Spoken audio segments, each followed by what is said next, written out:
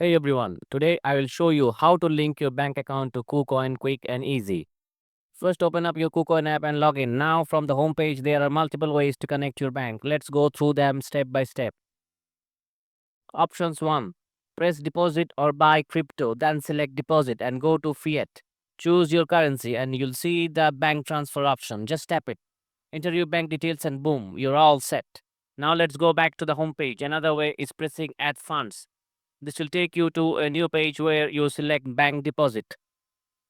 Choose your currency and once again the bank transfer options appear. Step it, enter your bank details and you're good to go.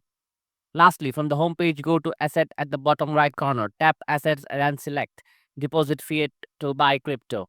You'll see the same deposit page. Choose your currency and pick bank transfer and enter your details. And that is it.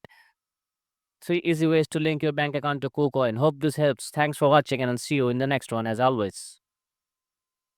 Hope this fits your content style. Let me know if you need any adjustments.